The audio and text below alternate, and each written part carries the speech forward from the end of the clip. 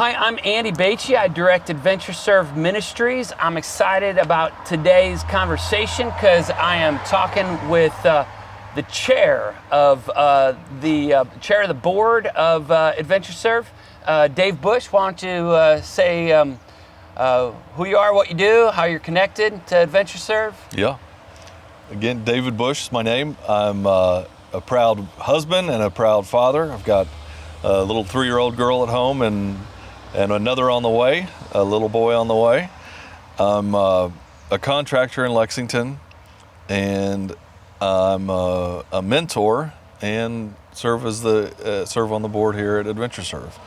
My connection with Adventure Serve, I have known Andy since long back at Asbury College. Yeah, we're working on 20 years maybe. Yep, and most recently John Morley reconnected us to get back involved with the Adventure Serve ministry. So, yeah, that brings me back to how, like, even as a college student, you were someone who was concerned for those in need. You did a missions trip, you raised dollars for that, and you did construction work for, I think, a school.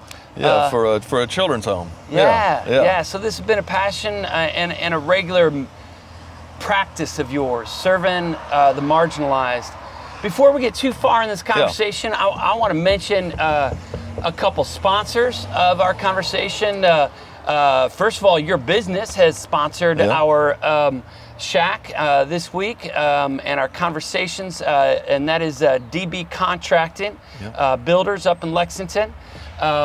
Hands-On Originals, a t-shirt company that I guess you've even done a build out for them. We did. They provide our t-shirts every year, and awesome. Craig, he's a fabulous guy up there, and they do a good work and great customer service. And then our overarching sponsor this week is the Red River Gorge Cabin Rental Company. Beautiful cabins to stay at that Ian Teal runs. Ian, nice. And they also run the Zipline Canopy Tour out there. Okay. Tell me, Dave, I don't know, what are some ways that you've engaged with folks on the margins that maybe have housing insecurities, or there's just, and how are you doing that now, or how have you done that in the past? And however angle you want to talk about with that. Yeah, and you kind of touched on it there a little bit, that I'm kind of a serial... I always get worried when I hear the word serial, like serial killer. Sorry, go ahead. Serial, go ahead. Yeah, I tend to engage with cereal today. Folks like that on the margins. My heart is the fatherless, and engaging specifically with young men who don't have a father figure in their lives. And at some point along the way, I heard, masculinity is given from a man to a young man, and it's not something they can just pick up or learn. It's got to be intentionally done. And so I've found opportunities to do that along the way, and that my relationship with Amachi is one of those where I get to do that. But I think all of us as guys can pinpoint some phrases or some moments with our father that was either him giving us a blessing or not giving us a blessing. and how somehow that is a critical factor in our own confidences as men. Yeah, and my encouragement to dads is, it's not in my experience and understanding, it's not a one-time opportunity. You don't just get one shot at it. Yes, no. And if you blow it, you blew it, It's a very good point. There's opportunities along the way. So many times we get a chance to invest in our kids, whether they're our biological or otherwise kids. But you're right. There are those moments that just stick in our brain of, I had what it took as a man, or I came through as a man. We want to know that we have what it takes to come through in a pinch. because God created us that way, and a lot of our confidence in ourselves comes from other men supporting us in that and encouraging us in that and showing us how we have what it takes as a man, I guess. I love that. And whenever these things are strong principles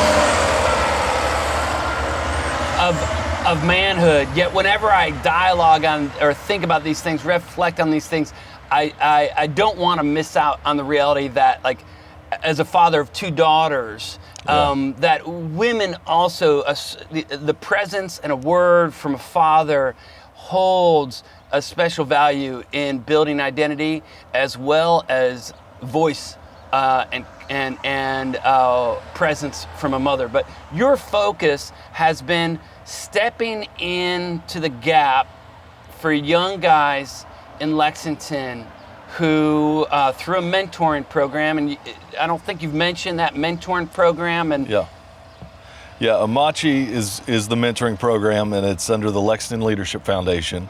And but yeah, that has given me the opportunity to interact with some young guys that I would have never have had the chance to do so.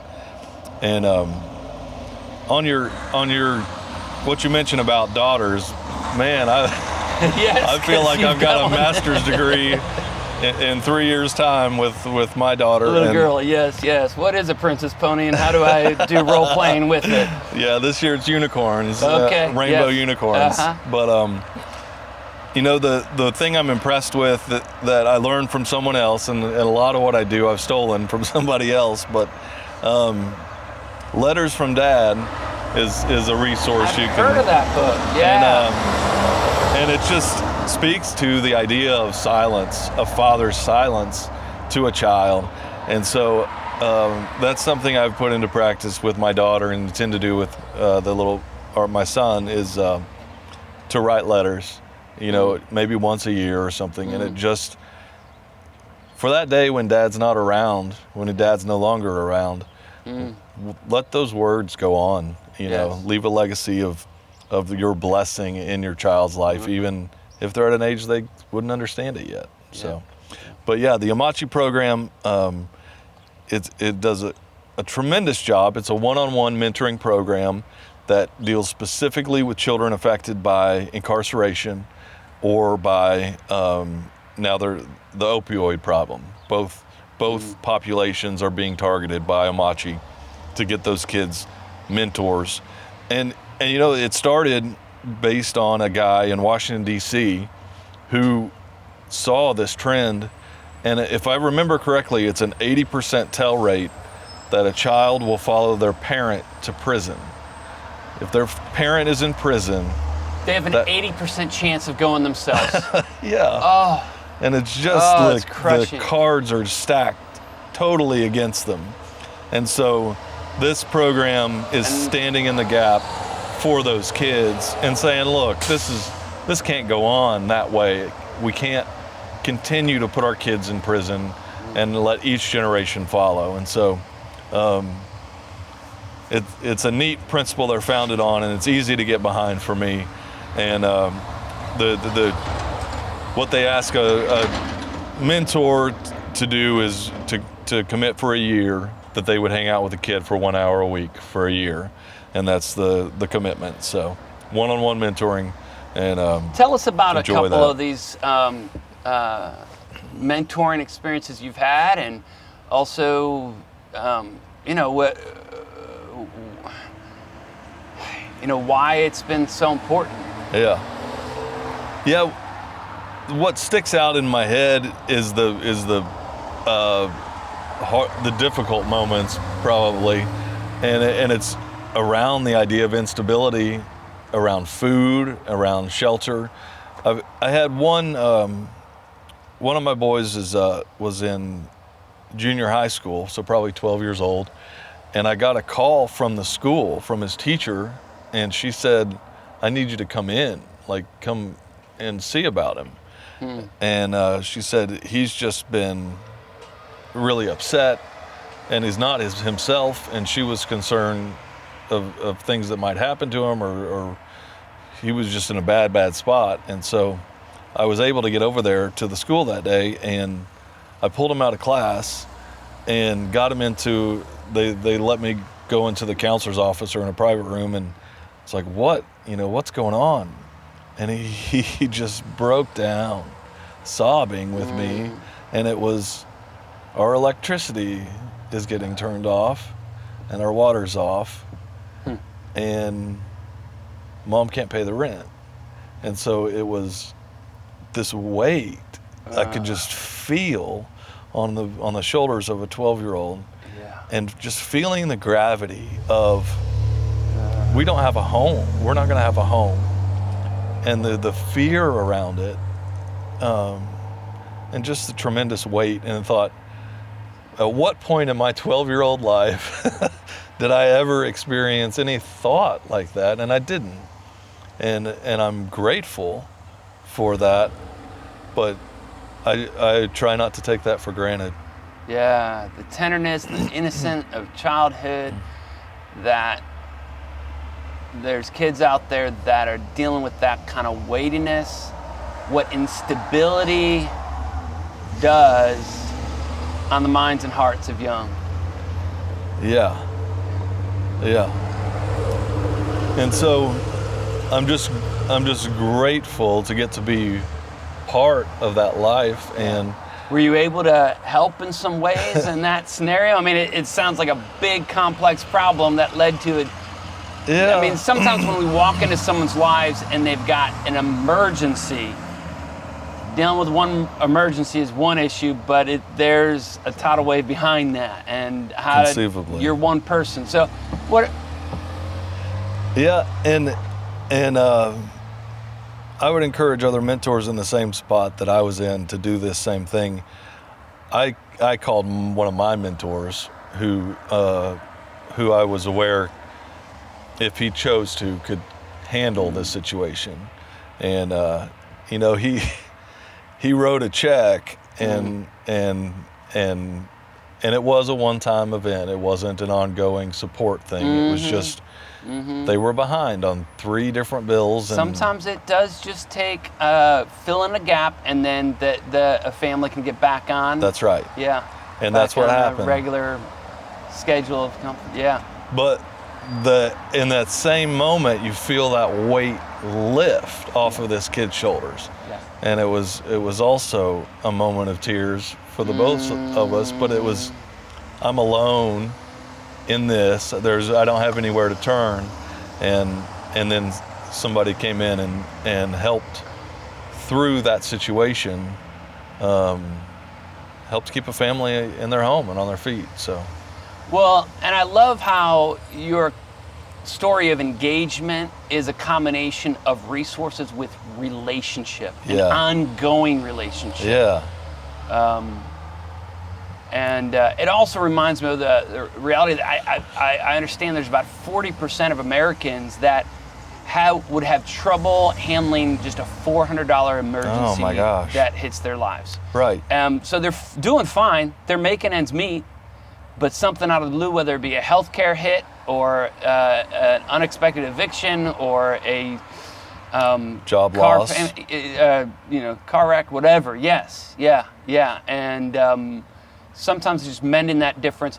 But you don't know if it's mending the difference unless you've got a relationship that is kind of assessing the whole situation. That's like right. You had. Yeah, because it's an entirely different phone call. I mean, you can always find folks that are on hard times that are unable to shake it, or have other habits or things that prevent them from shaking it. But certainly through that organization and through the boys that I work with, it is a long-term relationship to where you kind of just observe where they're at and where they're going, and every once in a while, if you can be a help and inject yourself or your resources into something, then sometimes that's all it takes to bridge the gap. Yeah. And in the scope of a lifetime, it was a very small gap that needed to be bridged there, but it's a moment and experience that'll probably stand out in that kid's life for a long time.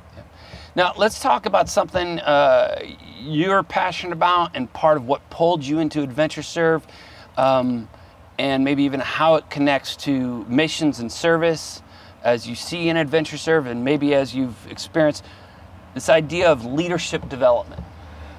Yeah, and I think anybody that has a relationship with you would know your passion as well as just your innate ability to teach leadership, to bring out leadership in people. Thank you. That's, I don't know if that's specifically a spiritual gift on the scale, but you are the poster child for that, of being able to bring leadership out of people. So even from Asbury College, I remember you would do leadership trainings for the residence life staff. And so I got to interact with you in that way and just see, it just exudes out of who you are. And so that you're able to, through your staff then, do that same thing. You're able to do that with your staff and then let your staff do that with the people that are served at Adventure Serve. And that excites me, to have young Christian people who are being taught that Christian leadership does not exist solely within the four walls of a church building. And to think that a Christian leader could be a leader out in the gorge, out in nature, out on hiking, out in rock climbing, on a canoe trip, it broadens horizons in my mind, because for my experience, church was in the church as a young person. Well, the way I read scripture is Jesus was outside way more than he was inside. And you just have all these great stories of him walking a shoreline, or being on a mountainside, or speaking from a field of grass. And that was, yet, I don't know, we just like our comforts inside, but the environment speaks and reflects God's kingdom. The kingdom of God. Yeah, and for me, and for probably a lot of folks at Adventure Serve, that's the same. Like to be out in God's creation, it's almost a direct conduit to God versus sometimes in a building. We tend to hear His voice in a more profound way when we're sitting under a tree. Yeah. So I love taking it outside the walls. I love, when I think of the Christian church and the statistics that I don't like to hear about young people leaving the church, I think we've got to do something for our next generation. And so obviously I have a heart for these young people that I'm serving, but I also see within the church, within the body of Christ, we need to bring up leaders. Yeah. And if we can do it through Adventure Serve like we are, then awesome. Yeah. Well, I'm amazed by our staff, the trip leaders that come alongside a youth pastor and a youth group. Yeah. And somehow, for a week, they need to make sure that group's fed, that their either lodging or camping setup is taken care of, and then they might come to a home that's substandard, meet a homeowner, interact with someone that might be a little culturally different than them, and kind of figure out how to practically assist that homeowner with the help of 20 young people they just met. Right. And that's it's like leadership in action. It's just especially when we do our best to supervise and support them well and prepare them well for it.